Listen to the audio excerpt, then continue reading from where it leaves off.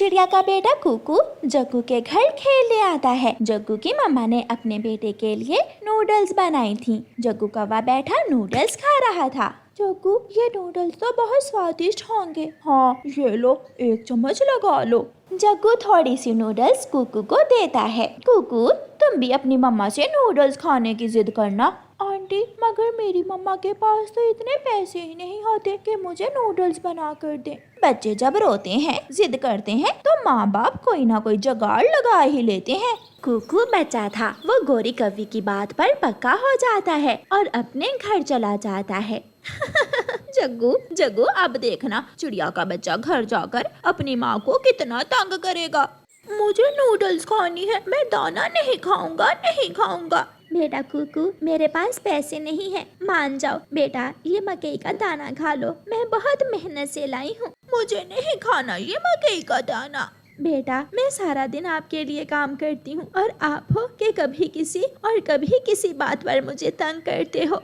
मम्मा चिड़िया अपने घर से निकलती है और कबूतर चाचा की दुकान पर जाती है। कबूतर भैया, एक पैकेट नूडल्स का दे दें। चिड़िया बहन, माफ करना, मैंने उधार बंद कर दिया है। कबूतर भैया, मेरा बेटा दाना नहीं खा रहा, वो बहुत जिद कर रहा है। मैं कल तक आपको पैसे दे जाऊंगी। ठीक है चिड़िया, मगर याद रखना, अगर पैसे कल ना देकर गई तो तुम्हें मेरे घर काम करना होगा। जैसे तैसे चिड़िया अपने बेटे के लिए नूडल्स ले लेती है।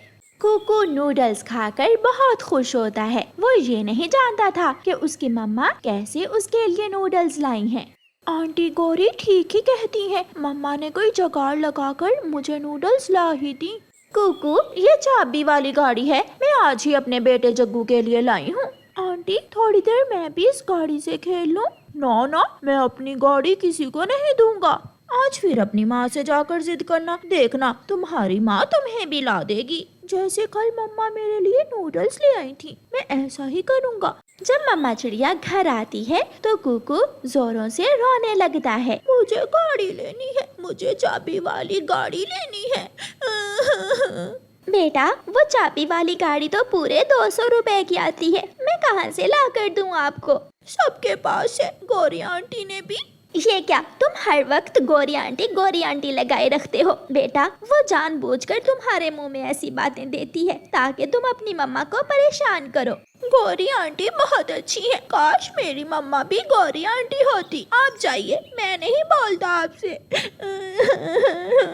कुकू अपनी मम्मा से नाराज हो जाता है। अच्छा ठीक है, मैं कल बाजार जाऊंगी और ला दूंगी तुम्हें भी वो चाबी वाली गाड़ी। मम्मा चिड़िया अपने घर से निकलती है। तोते भैया, मुझे थोड़े पैसों की जरूरत है, क्या आपके पास कोई काम है? हाँ चिड़िया, मेरी ये लाल मिर्ची छत पर फैलानी है, अगर तुम मेरी लाल मिर्ची छत पर चढ़ाकर फैला दो तो मैं तुम्हें पैसे दूंगा। चिड़िया मान जाती है और टोकरी भरकर मम्मा चिड़िया लकड़ी की सीढ़ी पर चढ़ती है और मिट्ठू की लाल मिर्ची छत पर फैलाने लगती है।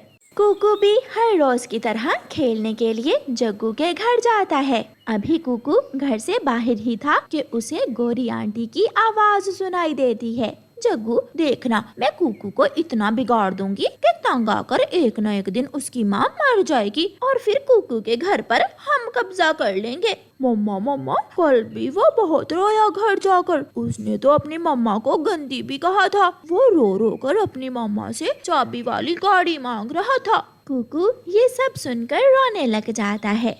गौरी आंटी बुरी है, मैंने गौरी आंटी की बात मानकर मम्मा को बहुत तंग किया। सारा काम कर लेने के बाद मम्मा चिड़िया आखिरी लाल मिर्ची की टोकरी लेकर सीढ़ी चढ़ रही थी कि मम्मा चिड़िया का पाँव फिसल जाता है और मम्मा चिड़िया गिर जाती है। मेरी टांग टूट गई है।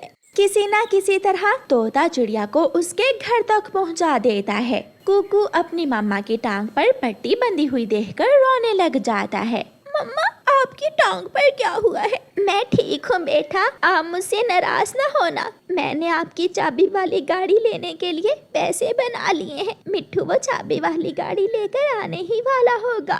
थोड़ी देर बाद मिट्ठू तोता चिड़िया के घर आता है। ये रही चिड़िया चाबी वाली गाड़ी, जितना तुमने मेरा काम किया था उन पैसों से चाबी वाली गाड़ी ही आई है। मिट्ठू चाबी वाली गाड़ी देकर चला जाता है। बेटा, आप अब भी खुश नहीं हुए हो क्या? कोई और चीज लेनी है? अब मम्मा मुझे माफ कर दें, मुझे सब पता चल गया है। गौरी आंटी जानबूझकर मुझे ऐसी बातों पर लगा रही थी ताकि मैं आपको परेशान करूं। आज के बाद मैं कभी आपको तंग नहीं करूंगा। ऐसे कुकू सुधर जाता है और हमेशा अपनी माँ का हर कहना मानता है। कौवा बहुत कंजूस था, उसे पैसे जमा करने का बहुत शौक था। जब उसकी पत्नी और बेटा सो जाते तो वो अपनी अलमारी खोलकर हर रोज अपने पैसे गिना करता था। पूरे 10,000 हो गए हैं। अगर मैं ऐसे ही कंजूसी करता रहा तो बहुत जल्द मैं पूरा 1 लाख जमा कर लूँगा। कौवा ऐसे सोचता है और अपने घोंसले में जाकर सो जाता है। भाई साहिब, ये फल क्या भाव है? कौवे, ये फल ताजा फल हैं। केले 20 रुपए दर्जन और आम 15 रुपए किलो हैं। यार, मुझे तो सस्ते वाले फल चाहिए थे। क्या है तुम्हारे पास? हाँ, वो जो फल नीचे पड़े हैं वो गले सड़े फल हैं। वो 5 रुपए किलो के हिसाब से ले लो। मगर तुम ये फल करोगे क्या? क्या बताऊं, मेरे बेटे ने एक बकरी ले ली है। वो कमबख्त फल ही खाती है। अब इतने महंगे फल तो उसे खिला नहीं सकते। ये सस्ते वाले ही ले जाता हूँ। ऐसे कालू कौवा वो गले सड़े फल लेकर ही अपने घर चला जाता है। कालू जी देखो, फल फरोश ने तुम्हें चूना लगा दिया। सारे के सारे फल ही गले सड़े डाल दिए हैं बैग में। गोरी, भलाई का तो जमाना ही नहीं है। मेरा ध्यान दूसरी तरफ क्या हुआ, उस फल फरोश ने सारे गले सड़े फल मुझे दे दिए। चलो तुम ऐसा करो, काट कर साफ साफ निकाल कर खा लो और मेरे जग्गू बेटे को भी दे दो। ऐसे कालू कौवा हमेशा अपने परिवार को बेकार की चीजें ला कर देता और जो पैसे बच जाते हर रोज अपनी अलमारी में रख लेता था। एक दिन कौवा उड़ता हुआ जा रहा था कि चिड़िया कौवे को आवाज देती है। कौवे कौवे सुनो। कौवा वहाँ जाता है। कौवे भैया, ये मेरा बैग ले जाओ और डस्टबिन में फेंक देना। चिड़िया, क्या है इस बैग में? कौवे भैया, कई दिनों से बचा हुआ खाना है। कल से बिजली बंद थी, फ्रिज में पड़ा पड़ा खाना बासी हो गया था। कौवा वो बैग लेकर वहाँ से चला जाता है। आज कौवा बहुत खुश था क्योंकि आज उसके खाने के पैसे भी बच गए थे। कौवा फल फरोश के पास जाता है। कौवे, आज भी बकरी के लिए गले सड़े फल लेने आए हो? नहीं यार, आज मुझे एक खाली बैग ही दे दो। कौवा फल फरोश से खाली बैग लेकर घने जंगल में जाता है और चिड़िया के वेस्टेज बैग से बचा हुआ बासी खाना निकालकर अपने नए बैग में डालकर घर ले जाता है। लो मजे करो, आज तो मैंने अपने परिवार की दावत ही कर दी। कालू, खाना कुछ खट्टा खट्टा लग रहा है, जैसे बासी खाना हो। नहीं, होटल वाले ने लींबू थोड़ा ज्यादा मिला दिया था। मैं भी तो खा रहा हूँ। सब खा लेते हैं। कौवा भी बासी खाना ठौंस ठौंस कर खाता है। पापा, मम्मा, मेरे पेट में दर्द हो रहा है। कालू जी, ये क्या खिला दिया तुमने हमें? मेरे पेट में भी गुड़गुड़ होने लगी है। हाय मेरा पेट फट जाएगा। हाय। वो सब अपना अपना पेट पकड़कर बैठ जाते हैं। ये कौवों के घर से कैसा शोर आ रहा है? मम्मा, कौवा अंकल भी रो रहा है और गौरी आंटी भी। आप जाकर देखें क्या बात है। चिड़िया कौवों के घर जाती है। कौवे, क्या हुआ? आप सब अपना अपना पेट पकड़कर क्यों बैठे हुए हो? चिड़िया, मैं तो 5 बार शौचालय जा चुकी हूँ। अब तो मेरे पेट में दर्द भी शुरू हो गया है। आंटी चिड़िया, मुझे बचा लें। कोई मुझे भी तो पूछे, मैं मर रहा हूँ। शायद तुम सबने कोई जहरीली चीज खा ली है। मैं अभी जाकर बुलबुल डॉक्टर को बुला कर लाती हूँ।